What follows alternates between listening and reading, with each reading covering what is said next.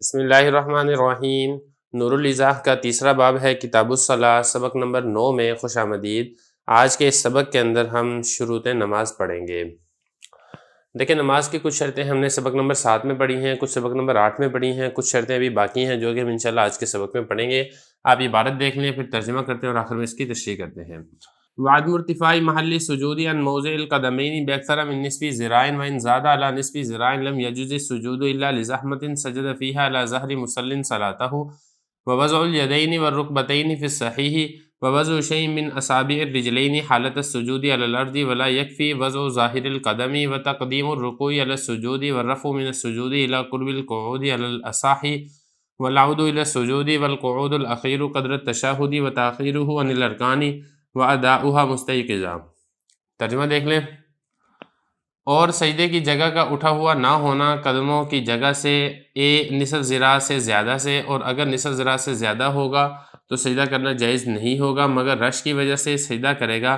اس میں نماز پڑھنے والے کی پشت پر اپنی نماز کو اور ہاتھوں کا رکھنا اور گھٹنوں کا رکھنا صحیح قول کے مطابق، اور رکھنا کسی چیز کا پاؤں کی انگلیوں میں سے سجدے کی حالت میں زمین پر اور کافی نہیں ہے، پاؤں کے ظاہری حصے کا رکھنا اور رکوع کا سجدوں پر مقدم کرنا اور سجدوں سے اٹھنا بیٹھنے کے قریب ہونے کی طرف صحیح قول کے مطابق اور سجدوں کی طرف لوٹنا اور قاعدہ اخیرہ تشہد کی مقدار اور اس کو مؤخر کرنا ارکان سے اور ادا کرنا اس کو جاگنے کی حالت میں۔ عبارت ہو چکی ہے، ترجمہ ہو چکا ہے، اب چلتے ہیں اس کی تشریح کی طرف۔ پہلا مسئلہ حضرت نے یہاں پر یہ بتایا ہے کہ جب آپ سجدہ کر رہے ہیں کسی جگہ پر تو دیکھیں اس میں دو چیزیں ہیں۔ ایک جگہ تو وہ ہے جہاں پر آپ کے پاؤں رکھے ہوئے ہیں، اور ایک جگہ وہ ہے جہاں پر آپ نے اپنا پیشانی یہ ٹیکنی ہے۔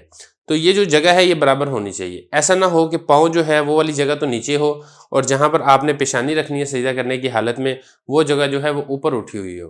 تو یہ حضرت فرما رہے ہیں کہ جو اگر اوپر ہے تو پھر نصف ذراع سے زیادہ اوپر نہیں ہونی چاہیے۔ اگر نصف ذراع سے زیادہ اوپر ہوگی تو پھر اس صورت میں اگر آپ سجدہ کریں گے یعنی پیشانی رکھیں گے اس جگہ پہ تو آپ کا سجدہ ادا نہیں ہوگا۔ اب نصف ذراع کتنا ہوتا ہے؟ یہ تقریباً 12 انگلیوں کے برابر ہوتا ہے۔ تو دیکھیں یہ بتا رہے ہیں کہ جو اٹھا ہوا نہ ہو، کیا اٹھا ہوا نہ ہو؟ سجدے کی جگہ۔ سجدے کی جگہ یہاں پر کیا ہے؟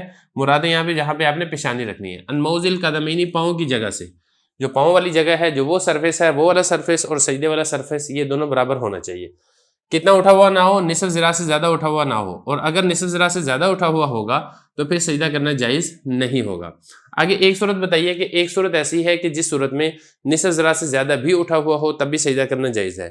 وہ صورت یہ بتائیے کہ بعض اوقات جگہ تنگ ہوتی ہے، رش زیادہ ہوتا ہے نمازیوں کا، تو سجدہ کرنے کی جگہ نہیں ملتی، تو پھر اس صورت میں بتا رہے ہیں کہ جو آپ کے آگے نماز پڑھ رہا ہے آپ اس کی کمر کے اوپر سجدہ کر سکتے ہیں۔ تو لیکن اس کے اندر شرط یہ ہے کہ وہ بھی نماز وہی والی پڑھ رہا ہو جو نماز آپ پڑھ رہے ہیں۔ اگر وہ نماز نہیں پڑھ رہا یا نماز تو پڑھ رہا ہے لیکن کوئی اور نماز پڑھ رہا ہے تو پھر اس صورت میں اس کی کمر پر سجدہ کرنا جائز نہیں ہوگا۔ تو یہ بتا رہے ہیں کہ جو سجدہ کرنا جائز نہیں ہوتا اگر نصف ذراع سے زیادہ اوپر اٹھا ہوا ہو، الا لزحمۃ، مگر یہ کہ رش ہے تو پھر اس صورت میں سجدہ کرے گا نماز پڑھنے والے کی کمر پر اپنی نماز میں۔ تو اب اپنی نماز کے اندر وہ جو نمازی ہے اس کے آگے والا اس کی کمر کے اوپر یہ سجدہ کر سکتا ہے۔ آگے جو حضرت اگلی شرط فرما رہے ہیں وہ یہ ہے کہ ہاتھوں کا رکھنا، گھٹنوں کا رکھنا صحیح قول کے مطابق اور پاؤں کی انگلیوں میں سے کسی چیز کا رکھنا سجدے کی حالت میں زمین پر۔ دیکھیں جب آپ سجدہ کر رہے ہیں تو سجدے کے اندر جو اعضاء زمین پر ٹکانے ضروری ہیں کچھ کا پہلے تذکرہ ہو چکا ہے۔ یہاں پر حضرت فرما رہے ہیں کہ جو آپ کے ہاتھ ہیں سجدے میں آپ نے یہ بھی زمین کے اوپر رکھنے ہیں، اور جو گھٹنے ہیں وہ بھی زمین کے اوپر رکھنے ہیں جیسا کہ ہم عام طور پر سجدہ کرتے ہیں۔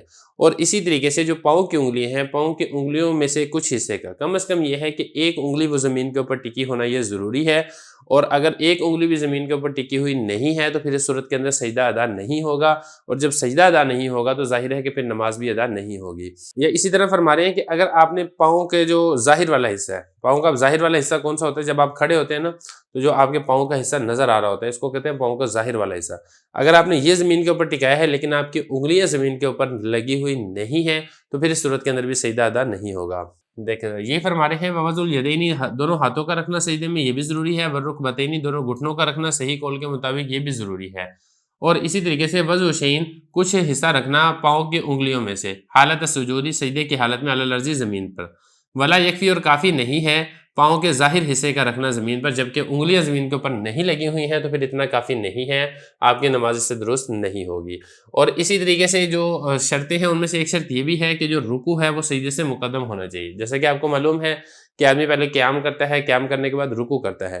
اگر کوئی شخص قیام کرنے کے بعد سجدے میں چلا جائے اور سجدے میں جانے کے بعد پھر واپسی رکوع میں جائے تو ایسا کرنا درست نہیں ہے، اس سے نماز درست نہیں ہوگی۔ یہ فرمایا وَتَقْدِيمُ الرُّكُوعِ عَلَى السُّجُودِ، اور رکوع کو سجدوں کے اوپر مقدم کرنا یہ بھی لازم اور ضروری ہے۔ آگے فرمایا وَالرَّفْعُ مِنَ السُّجُودِ إِلَى قُرْبِ الْقُعُودِ عَلَى الْأَصَحِّ، اور سجدوں سے اٹھنا بیٹھنے کے قریب ہونے کے وقت علی الصحیح صحیح قول کے مطابق۔ دیکھیں جب آپ ایک سجدے میں جائیں گے اور سجدہ کرنے کے بعد جب آپ اٹھیں گے تو اٹھ کر آپ تسلی کے ساتھ بیٹھیں، جب آپ کے اعضاء اپنی اصل شکل و صورت اور اپنی اصل حیت اور حالت کے اندر آ جائیں تو پھر آپ دوسرے سجدے میں جائیں۔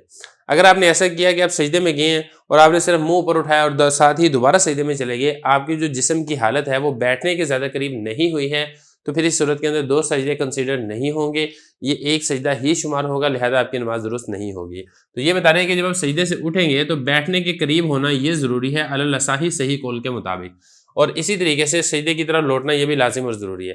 دیکھیں آپ کوئی بھی نماز پڑھ رہے ہیں، ہر رکعت کے اندر دو سجدے یہ فرض ہوتے ہیں، تو جب آپ نے ایک سجدہ کر لیا ہے تو اسی طریقے سے دوسرے سجدے کی طرف لوٹنا یہ بھی لازم اور ضروری ہے۔ اگر آپ نے ایک سجدے کے اوپر اکتفا کر لیا ہے، دوسرا سجدہ آپ نہیں کرتے ہیں تو آپ کی نماز نہیں ہوگی۔ آگے فرمایا والقعود الاخیر، اور جو قعدہ اخیرہ ہے ایک تشہد کی مقدار، تشہد کی مقدار قعدہ اخیرہ میں بیٹھنا یہ بھی لازم اور ضروری ہے۔ اب تشہد کی مقدار کتنی ہے؟ وہ جب آپ اتحیات پڑھتے ہیں نا عبدہ ورسولہ تک، اس کو کہا جاتا ہے تشہد کی مقدار۔ تو اتنی مقدار میں قعدہ اخیرہ میں، یعنی جو سب سے آخر میں بیٹھا جاتا ہے اس کو قعدہ اخیرہ کہا جاتا ہے، یہ بیٹھنا لازم اور ضروری ہے۔ اگر کوئی شخص نہیں بیٹھے گا تو اس کی نماز نہیں ہوگی۔ یہ فرمایا والقعود الاخیر، جو قعدہ اخیرہ ہے یہ بھی لازم اور ضروری ہے قدر تشہد کی مقدار، وتاخیرہ عن الارکان، اور جو قعدہ اخیرہ ہے اس کو آپ تمام ارکان سے مؤخر کرنا یہ بھی لازم اور ضروری ہے۔ قعدہ اخیرہ کا لفظ ہی بتا رہا ہے کہ یہ آخر میں آئے گا، اگر آپ نے اس کو آخر میں نہیں پڑھا ہے، اس کو آپ نے پہلے پڑھ لیا تو پھر آپ کی نماز نہیں ہوگی۔